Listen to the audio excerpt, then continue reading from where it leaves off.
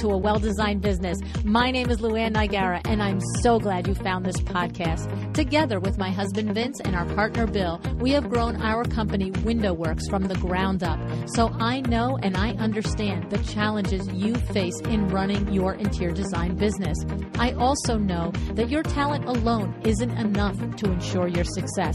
So on this podcast, we talk about strategies and practical steps to help you grow your business.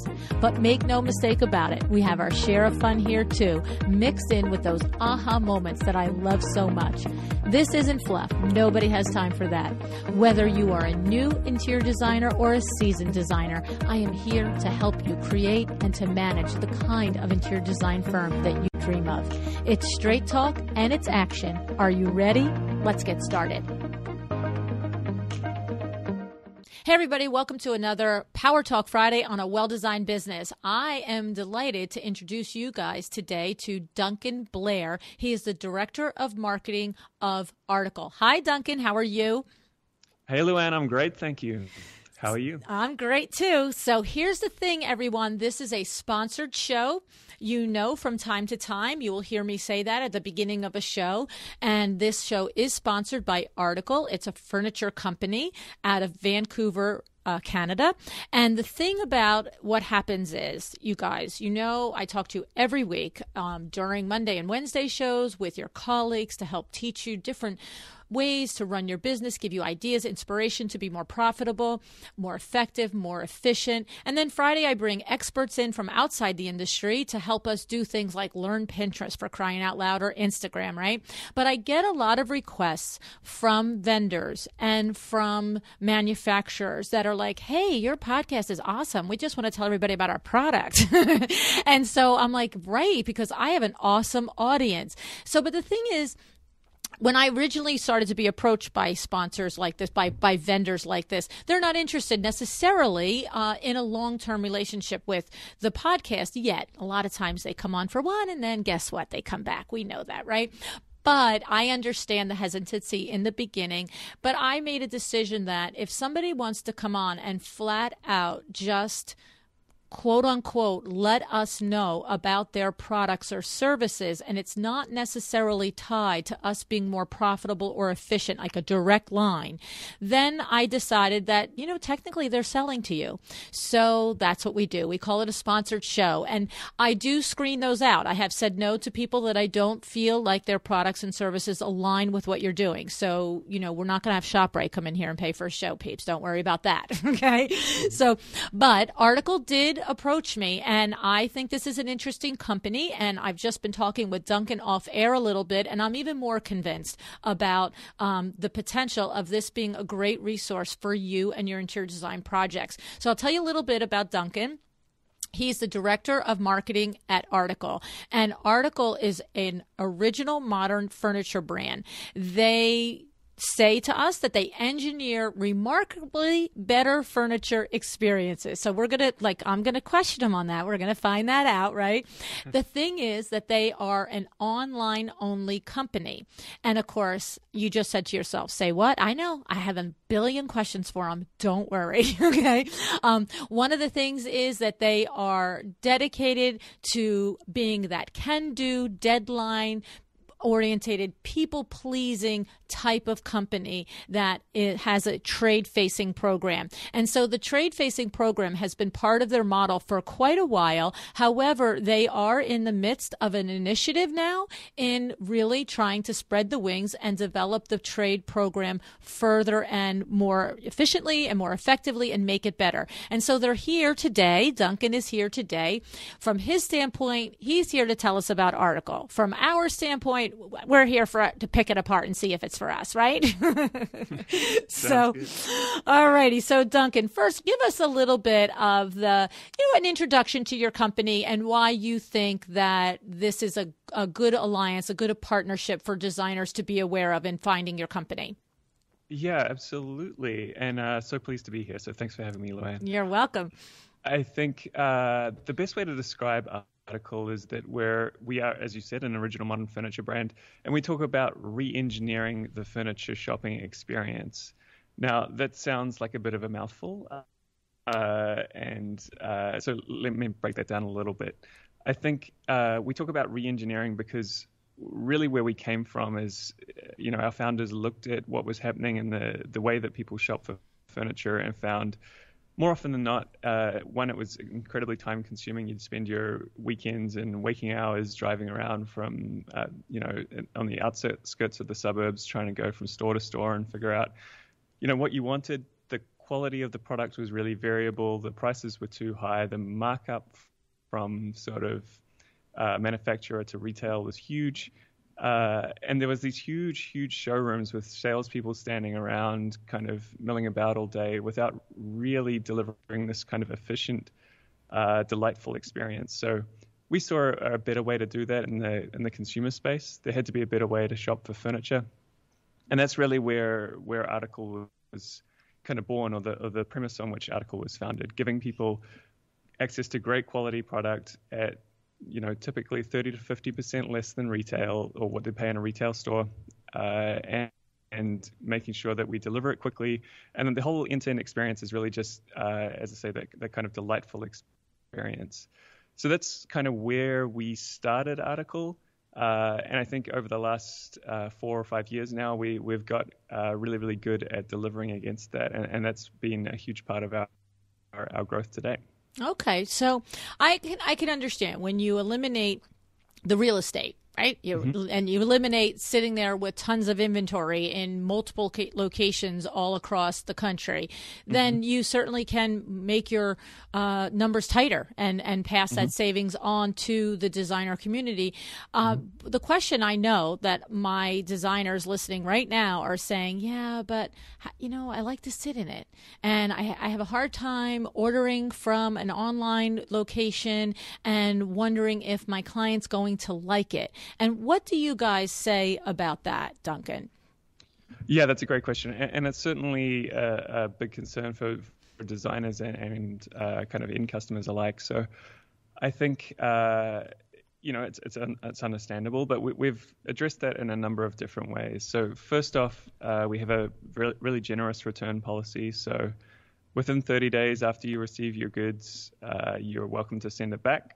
Just call us up. We'll arrange for someone to come out and pick it up. You don't even really have to do anything beyond that. So that's kind of number one. If you get it and you really don't like it, you can send it back. Number two is we've got a dedicated trade team that's here to help you pre-purchase. So if you call up Jill and her team and you have a question about a product, they're more than happy to help. They can send you out fabric swatches. They can send you out a complete fabric swatch kit for all of our different upholsteries. And really, they're here to help guide you through. And the third thing we see happen quite regularly is that designers will sign up for our trade program. They will place a small order of sort of one or two smaller, maybe even decor items, just to kind of test both the process and the quality of the product. And we see those designers coming back, almost every time. So for us, those are the kind of three things that we see as the key components of making sure that you're comfortable, because we want you to be comfortable ordering from us, and we don't want you to feel like you're taking this huge risk. And so, yeah, that's pretty much how we do it. Okay, so there's a couple of things in there. First of all, number one is that you do have Jill, who is the liaison for the interior design community, and Jill is an interior designer herself, correct? That's right. That's right. So Jill and her team. So there's a few more people on Jill's team, but yes, that's right. Jill heads that up, and she is an interior designer herself. So that's helpful, so that we understand that when we call there and we speak to Jill or somebody on her team, that they get our language. So it's not like you guys who were previously majority consumer facing, and all of a sudden the questions and the concerns and the feelings that we have as interior designers, you're like, I don't get it. What's the problem? And like, Jill will get it. Jill understands. Okay, so I like that. So to make sure we make a point about that. The other thing is that you mentioned in there that you have a complete fabric swatch kit available. And so that means that every upholstery fabric that you have available, a designer can have that in their studio, so that when they might not be able to have their clients sit on the furniture, but they actually have a hand memo swatch of what the fabric is going to look like. Is there a fee for that kit, Duncan? There is no fee. So if you sign up for the trade program and you give Jill or her team or anyone on her team a message, they'll be happy to send one out absolutely free of charge. Okay, great. And then the other thing is, two other things I want to make a point of before we move on is, the first is, we didn't say, and that's my bad, we did not say the extent of your product availability. So you have sofas, chairs, tables, bedroom sets, storage pieces, bookcases and storage pieces, outdoor furniture, rugs, and decor items, like you said. So it's a pretty broad availability. I mean, not a pretty, but it's a broad availability of product absolutely. here. Exactly. Okay. And then one question I have before we move on. So I understand 30-day, no question asked. I just put that in myself. Is that okay? No question asked return policy? No question asked. Okay. Yeah. Okay. And I understand that you will arrange for the pickup of the pieces, but my brain goes to technical. So, okay, that sofa came in, it was unboxed, it was uncrated, the boxes were taken away, and now it's 3 to 4 days later. My client's complaining at me. Her husband can't stand it. So when you say you arrange for it to be picked up, do you actually arrange for it, the little man to come with the box to put it in? And who pays for that?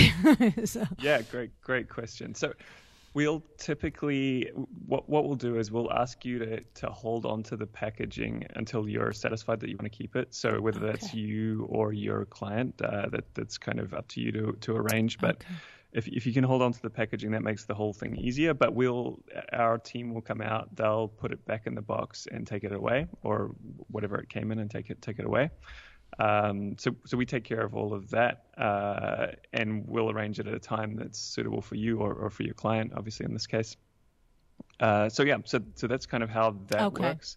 And then is the designer responsible for the freight back if it's just, look, we don't like it? Or I mean, because that almost seems like that would be implied, that they would be responsible for the freight back, or no? Yes. So there's a $49 just flat fee for whether it's one item or the same as our shipping, our outbound shipping. So Okay. So let's say that. So that's something we hadn't talked about yet. So for when a designer goes to place an order for your products, it says right on the website, 1 piece or 100 pieces or something like that. It's a flat $49 freight delivery to anywhere, U.S. or Canada, correct? That's right. Well, probably not Hawaii and Alaska and crazy places. I was going to say pretty much everywhere. So there's a very small disclaimer there, but more or less anywhere where a number of other people live and isn't on an island we'll cover for $49 flat rate shipping, whether it's one couch or one table or 57 chairs or whatever it is. So that's pretty remarkable. And so the thing is, so what you're saying is we're going to pay that going back if we just are returning it because we don't like it. Obviously, if there's damages or things like that, whole different animal. I'm going to make an assumption, right? Absolutely. Okay. If there's damage, if there's something wrong with the product, we'll replace it or refund it and pick up the cost for that. Absolutely. Okay, terrific. Okay, and then when we talk about delivery, there's two questions I have in there. So $49 is insanely reasonable. So $49 gets it from your warehouse to our front door, or $49 gets it into our client's home and unboxed? How does that white glove service work, and is it even available? Yes, great question. So $49 is our basic shipping package, and we'll get it to the door of the building or home office that you're working in. If you'd like it inside, there's a couple of other service levels for shipping. So we have a 3-tiered shipping model: $49 to the door, $99, and they'll take it into the room, whichever room you'd like, or rooms, I guess, on a bigger order. And then for $169, again, all flat rate, we will unpack it, assemble it, take care of everything. So So again, $169. You order 100 chairs. We'll unbox and assemble all of your 100 chairs in 15 different rooms if that's what you need. That's crazy. Like, how do you not even pay for that? Like, you don't even why would I even bother with any of it for $169? Right? Exactly. Okay. However, I can understand that if it's a single rug or a single piece, then maybe you save it. But it's very reasonable. Okay. And then just to clarify, so if I've ordered ordered a sofa and my client has decided that they don't like the styling, fit, comfort level, whatever it is, if we're going to send it back, is it, if I only paid $49 to the door, I only get the $49 going back? Or if I happen to have my own crew and my own team and I paid $49 to the door, but we uncrated and boxed it in, but leaving, I want you to come in and box it in that, is that have to go to the $169? Like, I just want to be clear on it, because these are the things that add up if we don't pay attention to them, and then our costs get out of whack. Of course. No, it's just $49 return shipping. So, yeah. And you'll come in and get it for the $49. Come in and get it. You know, that's pretty nice of you guys, I have to say. You know, it's little things like that that start to indicate to me the level of customer service. You know what I mean, this is completely just my opinion in reaction in the moment, but that's what that starts to say to me. Oh, this is a company that has given some thought to customer service. And what I hate the most about companies is when they nickel and dime you. Like, that makes me crazy pants. So that's awesome. So it sounds like that's not your model at all. So that's great. Yeah, okay. And I think maybe one thing to add there, Luann, is just that, you know, being online only, and going back to your original question about how do people kind of work with us when they can't sit or see or feel our product, it really puts the onus on us to make sure, one, that we're representing the product accurately on the website, so that the thing that does show up looks like the thing that you ordered, because otherwise you're just going to send it back. It also makes it really important for us to listen to our customers and ensure that these kind of small details are taken care of, because, you know, we want you to have this incredible experience, and obviously we'd rather not send out a team to come and pick it up if we can avoid it. So so really the onus is on us to be amazing, and that's really where we set the bar. Well, and I like that whole train of thought there, because truthfully, if you do expect to build a robust trade program, you do need to come across with these sorts of levels of services and that experience, because that's the whole point that a client uses an interior designer. One of the big points, the reason a client would use an interior designer, on top of having no idea what to do and how to do it as far as design, but is for that I'm taken care of experience. And if a designer is looking to create that experience for her client, the designer relies on their vendor team to deliver that experience. So if you're just like, look, lady, it's at the front door, work it out, then that's not good. You know, that's right. And so many of the interior designers doing business are 1, 2, 3, 4 people. They don't have the ability to send, you know, a truck over with 3 men off a truck and, you know, uncrate it, unpack, or get it back in. And so it's important on the delivery, but for me, things like that are very important on the back end, because, as you said, since we can't see, feel, touch until it's there, if getting it out of there, if it doesn't meet ours or our clients' expectations, is a big pain in the patootie, then you've lost me. You've lost me. It has to be, oh, you didn't love it? No problem. I'm going to make a phone call and everybody's going to show up and whisk this thing out of here seamlessly, instead of like 16 phone calls, like la la la. Okay, love it, love it, Absolutely. love it, love Actually, it. Sorry, and I'm going to give you one more. Sorry, I'll keep interrupting That's here, but okay. There's one more piece. So we will also, if you decide instead of returning it that you just want to exchange it for something else in the catalog, we'll do that for free. So we'll come in, drop off the new one, take away the old one without any fuss, and that's free. So. That's very nice. Another great level of customer service. I love it. So now there's 2 things more related to delivery that interest me. Number one, on one hand, I know many interior designers, time is of the essence. They are trying to close their projects down quickly, turn them in and out of their business so they can go on and make another project happen. And on the other hand, we have designers that their model is the reveal model, where they want to, place all the orders, May 1st, but deliver everything September 1st. So what are our options on the fast end, and what are there any options for a reveal delivery for interior designers? Yeah, absolutely. That's one thing I would say, is that we're incredibly flexible. And going back to something you said earlier about Jill being an interior designer herself, that was incredibly important, that we recruited someone into the company to run the trade program who was intimately familiar with what it's like to be an interior designer, right?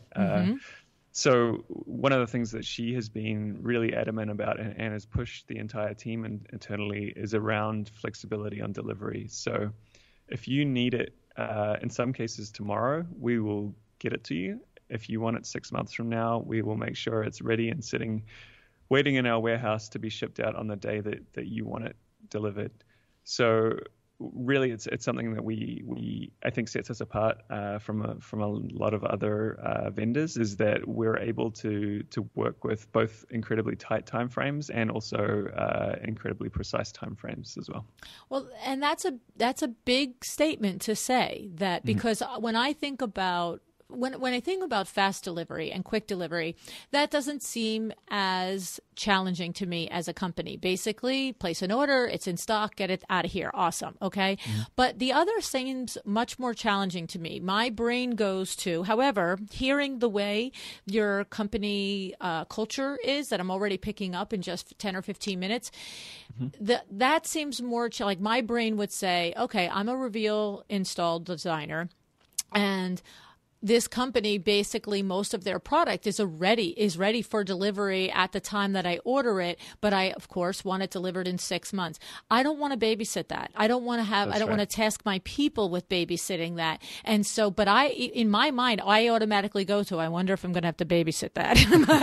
I wonder if I'm going to have to, because I don't want to delay ordering it, because if I'm in the process, if my process is that we place all orders at one time as we've, collected our fees from our clients and have our signed agreements, I don't want to have this one element where like, oh, their delivery is in 10 days, so I have to wait till 10 days before the reveal, because I'm going to forget to do it. But I get nervous that you're going to forget to do it. So it sounds like you've got that locked down, and I probably just need to go through the process once or twice in order to trust it, I would think. That's right. And I think, we kind of pride ourselves on this, and it's something that Jill and team take incredibly seriously. So if you give us a date, we will do everything that we can to hit that date. We do take those. We talk about your deadline as our deadline. So that's what we work to, and that's how we operate. I love it. So when we talk about Jill and her team, I envision, you tell me if I'm correct, I envision being able to call up and say, I'd love to have a little conversation about the scale of this piece, the lines of this piece, the quality of this piece, the way the wood, legs connect in, if there's dowels, or I don't know, all the stuff that happens with furniture, right? Or the cushions or the springs or any of that. Am I correct in this assumption that if I just really want to call and have an in-depth conversation about the things that I'm seeing online, that someone would be available to just answer my every little question about it? 100% correct. You have, as a trade program member, you have a dedicated email address, a dedicated phone number to reach that team, and those guys are more than happy to help you out with whatever question you have. I've even seen members of that team kind of walking around the office on a video call with potential trade partners, kind of showing them the kind of the way that the seat reacts in seating environments and all kinds of things. So those guys will make it happen. Okay. Because there's nothing more frustrating than having, quote unquote, a customer service department that doesn't understand what your business model is. And so it isn't the same straight question that a direct retail client might ask you. They don't know enough to even ask the 5 or 6 layered questions that a designer would know enough to ask. And there's nothing more frustrating to call a customer service department and find out that person, that's her, $12 an hour job, and she doesn't know anything anything that's beyond the catalog. And that's what I'm getting at. Like, don't read me the catalog. I can read the catalog, lady. Right? Absolutely. And one thing I would say is that our regular customer service team are incredible, and we certainly, again, pride ourselves on them being better than the industry.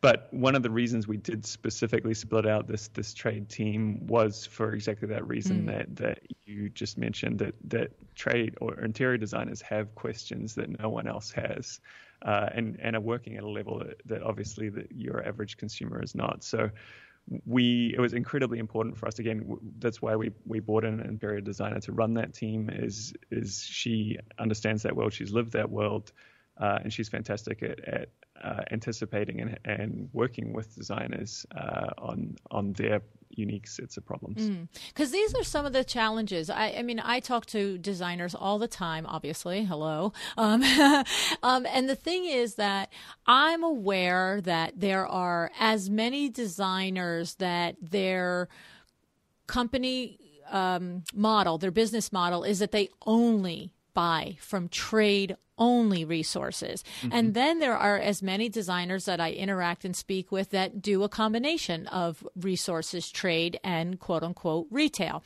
And so, but the thing is that when a designer works with a trade-only resource, those levels of service are inherent in that. Just like you said, it's Absolutely. you know what I mean? And so when a company like yours is going to attempt and go out and be both consumer and trade facing, to me, that's the deal breaker there. And it seems like you have achieved that, because if I'm going to just get the same level of service and things that the retail consumer could get, then I'm just going to tell my retail consumer to just go do it. Like if I, Absolutely. so, okay, I like it. Very good. Very, very good.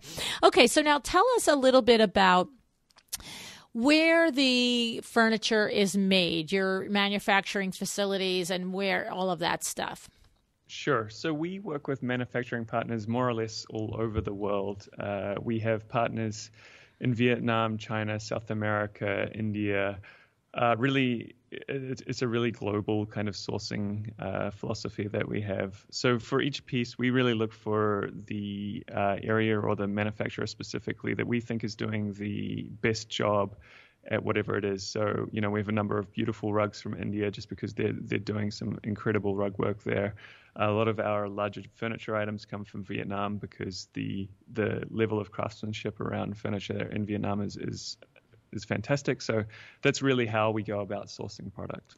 And I'm going to make an assumption based on some of the other things that you mentioned in your company culture, but you're sourcing it from factories that are above board and that they're not inhumane and all of those things.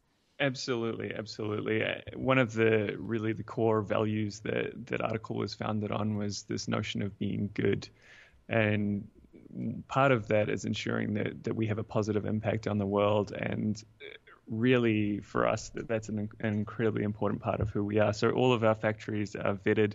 We won't work with a manufacturer before we have visited in person and inspected the factory and the working conditions. We also have regular kind of follow-up inspections to ensure that those standards are maintained.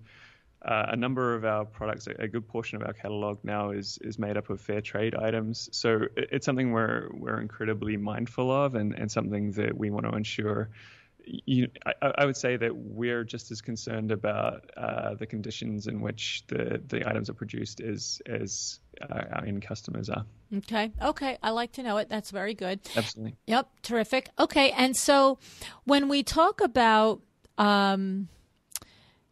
designer trade, okay, what protections do you have in place for the designers? That I have to tell you, I have a pet peeve. I will, on a regular basis through my WindowWorks business, call a fabric manufacturer, a fabric vendor. And it may be, I see something, Kim shows me a fabric, or we see it online and we're like, oh, that's a great fabric. That would be perfect for XYZ client. And so I say to Adriana, call up and find out if we can get a memo and what the price per yard is. And I'm talking about a vendor that I don't have an account with. And when we call and we say, hey, we saw XYZ pattern, can we get a wholesale price on it? And they give it to me, like my brain wants to explode. I'm just like, oh my God, you have no idea. I just said that I was from WindowWorks, and what is WindowWorks anyway? And what does that mean? Yeah. And so what have you set up? So if somebody wants to be a trade account, are you taking precautions so that, Sally, homemaker can't say she's trade? Yeah, absolutely. So the trade program is absolutely designed for genuine trade partners. So what that means for us is you apply to join, and your listeners can apply to join at welldesigned.article.com. And when you apply, we'll ask you for a few basic details up front, sort of obviously the regular things like name and email address, but we also look for sort of some kind of reference to your body of work. So if you've got a website with case studies, something like that would fit the bill. We also want to make sure you're a genuine business. So you'll need a business license or a tax ID or something that kind of shows you're a legitimate business. But really the requirements are fairly most people who meet the requirements won't have to spend more than sort of 10 or 15 minutes collecting the things that they need, and Jill will get you signed right up. Well, and I like the tandem of the tax ID or whatever designates you as a real business, but with the website and some portfolio work, because that does eliminate the Sally homemaker who happens to have a tax ID because she's a hairstylist. You know what I'm saying? That's right. I mean, I have that. People approach me all the time. At WindowWorks, they'll say, "Oh, I have a tax ID number. Can we do this and not do the tax, or can I get the designer discount?" And I'm like looking at them, I'm going, "You're a dentist." Like no, no, that's not going to work here. So long as you can prove you're part of the industry. So whether that's a website or a membership ID for one of the interior design associations or something, basically, we just want to know that you're genuinely a designer. Right. It's not about keeping you out. It's about keeping you in with only your legitimate colleagues. So absolutely, love it. And how is the trade program set up, structure, price-wise, discount-wise? Sure. So we have no minimum purchase volumes to be part of the program. Any genuine practicing designer is welcome to join. Everybody in the program, regardless of spend, will get a standard 5% discount. And then there's tiered discounts beyond that, depending on your level of spend. So if you spend more with us, we'll take care of you with larger discounts. There's also one of the other benefits of being part of the trade program is that we'll also run from time to time specific promotions. Sometimes that's on specific products or product lines. So you'll have access to some exclusive pricing that the general public won't as well. Okay. So, look, everybody just said what? Only 5%? Like, I mean, I know it. Okay. But I have to say it probably stems from that because of your model, like you said, you're generally 20 or 30%, you said, lower than what we might be accustomed to finding. That's right. So I think that's a pretty standard reaction, and again, understandable that everyone wants a big discount, and that's totally fine. What I think, one, we wanted to make sure there was an accessible discount for everybody, and that's something we were able to offer all designers, whether you're buying one couch a year or whatever. But also, as you rightly point out, our prices are typically significantly lower than what you'd see in retail already. So what we're finding is that ultimately, even with a more modest discount than I guess some of the competing trade programs that are out there, people are still pleasantly surprised in what they're able to deliver for their clients in terms of quality and style. Okay. And tell me a little bit about the quality and style. So for designers listening that maybe haven't heard of Article yet, they haven't seen it firsthand, the pieces that are available, or they're driving or doing laundry and they cannot go to the website while we're talking. Tell us a little bit about the style, the quality, what goes into it, and where are we placing this in our mind in comparison to the things that we might be imagining? Yeah, absolutely. So we have an incredible product team who really works hard on the catalog. We covered a little bit before the breadth of the catalog, and it grows pretty much every week. So really what they're looking for is when they're sourcing new product, designing or sourcing new product, is how can we deliver significantly, or in fact we use the word remarkable. So how can we deliver remarkably better value than people are accustomed to receiving? So what that kind of practically means is for something of comparable quality, you're looking at, as I said, sort of 30 to 50% lower price than you would pay in a typical retail environment. So we're looking at, and to give you some sort of sense of what a typical retail environment looking at, we use the term high street. So you're looking at sort of a high street retailer of furniture. You'll find comparable or better quality with us at that lower price point. And forgive my ignorance, high street, is that a particular design area of the world, or does that mean like boutique level furniture? Like what does high street mean? Yeah. Yeah, I use that term, and being a New Zealander, everyone in New Zealand that is listening will probably understand what I mean. But the rest of us, please. Yeah. So translating for the North American audience, and forgive me, it's sort of, it's boutique level. It's your kind of central shopping area. Like, you're not talking your off highway kind of big box furniture store. Right. We're not. Yes. Right. Okay. So we're not talking about going into the lower. We're not comparing the quality of what you deliver to some of the national chains of that entry level of furniture that's available. We're going to a more boutique level of furniture. That's the comparison of quality and styling. Absolutely. Okay. Or high street. I've learned something today. It's my goal for every podcast, Duncan, to learn one thing. So, all righty. So this is really something. And one of the things I like is your website. Your website shows the furniture very nicely, and I love that it then takes the step of showing the furniture in room vignettes, which is fun. Not that my designer buddies need that, the thing, but for people like me, it's fun. Sure. And I also love your Instagram feed. I think your Instagram feed has a lot of great shots on it as well. And the Instagram is at article, right? There's no...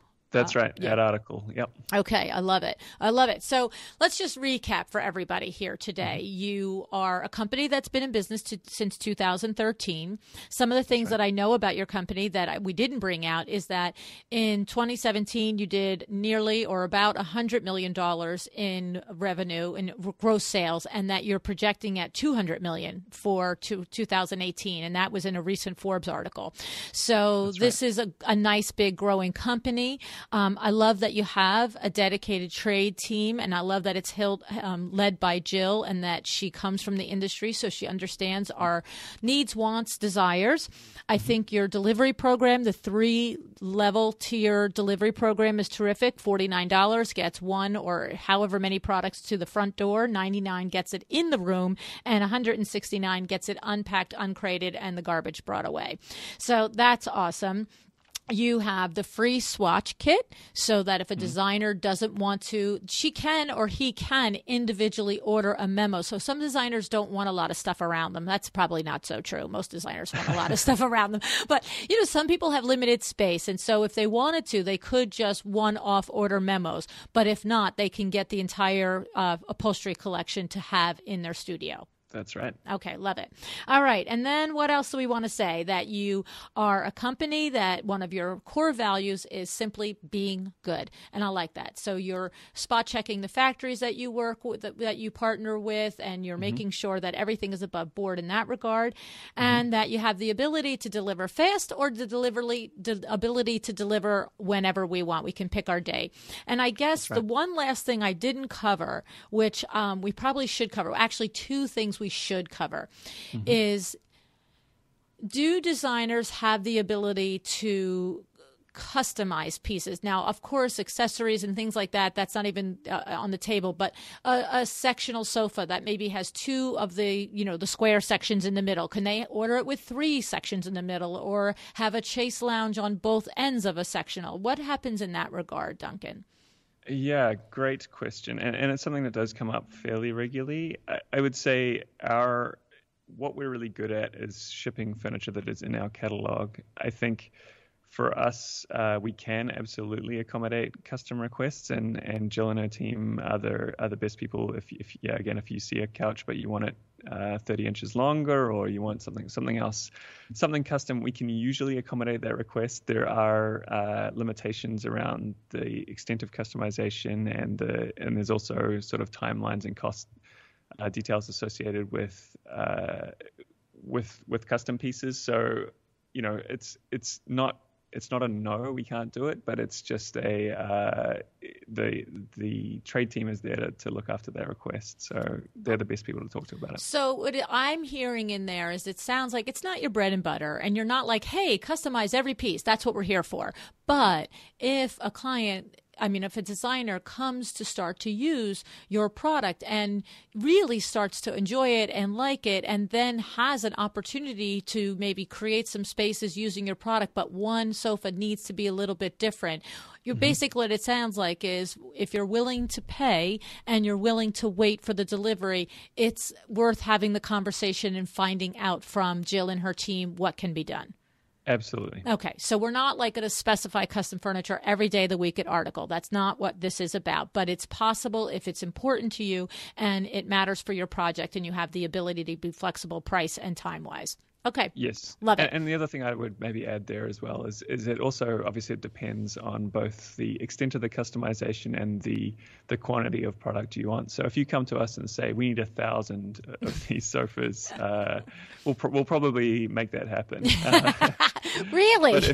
But if you say we want this one sofa and we need it, basically completely redesigned, that's a tougher ask, and Right. will come with it may not be cost effective for you or for us to do that. So, Right. Answer is it depends. Okay, and I like that too because we do have commercial designers that might want to specify, 70 or 80 or 100 pieces for a hotel or something that they're working on. But I'm also hearing the designers are like, Luann, stop, because if we really wanted that exact sofa but in a different size, we bring it to our custom upholsterer guy and he'd make it for us. So yeah, okay. And the last question that I wanted to ask you before we go is in also regard to designers listening all over the world to the podcast. So we talked about this delivery tier schedule for the mainland USA and Canada, but what happens with people in Australia and New Zealand and the UK, where I have a lot of listeners and other countries? Is the product available to them now, Duncan, or not really? So the short answer is no, but the long answer is we can probably make it work. Again, similar to the answer around custom pieces. I think, if we have sent furniture in the past to Australia, we've sent furniture to Europe. I've sent furniture to my mom in New Zealand, so so it can be done, but it's not going to be $49. Exactly, it's not going to be $49, and there's going to be some complexity around how that whole relationship evolves. So again, if you're desperate to get hold of one of our products and you don't live in the US and Canada, you can ask us, absolutely, and we'll work with you to make it happen. But it's not a standard thing we do. But it sounds like it might be a little bit easier thing to do outside of your system than customizing furniture. I mean, sure, yeah. Right? We're sending the same product. It's just going to a different place. Yes, so, and coordinating the logistics of it. And I it's funny because in a Facebook group, in one of the design groups that I'm in, just this morning, one of the designers said, does anybody have like a reliable list of furniture to the trade in Canada? And it's funny because we forget here that we just get here in the U.S. we just do and get whatever we need. You know what I'm saying? and so what you're saying is that if a designer is listening in the UK or Italy or Spain, it's not impossible. And what I'm thinking, when my reason for bringing up the Facebook group is that designer is expressing how they're often sourcing from companies that their standard is delivery to the U.S. Now, you guys do U.S. and Canada. I know that's no obstacle, but she or he is already going through those hoops of the shipping and the freight. And so I'm just suggesting that maybe that is a little bit more common for a designer outside of the U.S. to sort of know and how to navigate that shipping world a little bit. So it wouldn't be maybe as much as a barrier is all I'm saying, possibly. Yep. Yeah, okay. Sure. Yeah. Okay, awesome. All righty. So I think we covered everything. Is there anything that I left out about your company that you'd love to make sure that our colleagues listening know, Duncan? Well, I think first of all, I would just remind people that if they'd like to apply to join the program, they should go to welldesigned.article.com. And there's a really simple little form you can fill out there, which will come through to Jill and her team here in the office, and they'll be in touch to sign you right up. provided you've got those kind of details around being a business and being a designer, which of course all of your listeners will be. So that's totally fine. I mean, that's the main thing. I think beyond that, really, we worked really hard to build this trade program out with trade customers in mind, and going back to that point around, we made sure we brought an interior designer in to run the program because we wanted to make sure it met the needs of designers. And so really, we'd love to hear from people if there's things that we could do better, if there's things that we could do differently. We'd love to hear from you. We think we've kind of nailed the key components around either fast or precise delivery, around making sure that we've got great product quality and great style options, and also a reasonable, flexible discount structure, and really overall great pricing to ensure that we deliver for trade partners. But if there's anything that we're missing, we're absolutely open to feedback. We love to hear from people. So if there's anything that designers think we could do better, we'd love to hear about it. Okay. I love it.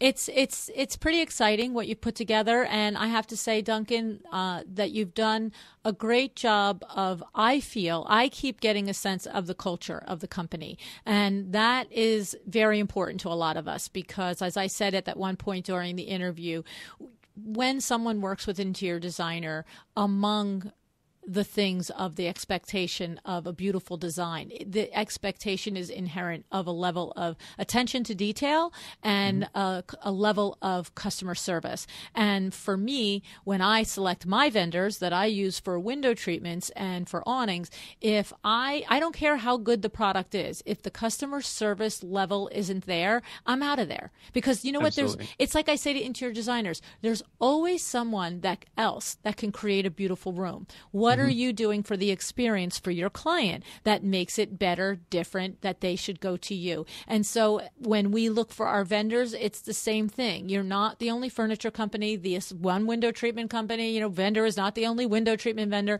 It's you're looking for that other layer, that you understand the challenges that we face in our businesses, and that you're prepared and ready to address them, and that you have an open mind and an open culture in order to really fulfill those needs. So I think you've done a great job of expressing all of that for us. Thank you, Duncan. I really appreciate your being on the show today. No problem. Thank you, Luann. Thank you so much for joining me again today. This podcast is a production of WindowWorks, your resource for custom window treatments and awnings. To learn how we can help you on your next interior design project, go to www.windowworks-nj.com. And if you're interested in working with me on your business, either through masterminds or one-on-one coaching, or you want to know how to get my book, The Making of a Well-Designed Business, or you just want to know what's going on in the podcast land and where I'm going to be, all of that is found at luannigara.com. Thank you so much. Have an excellent day.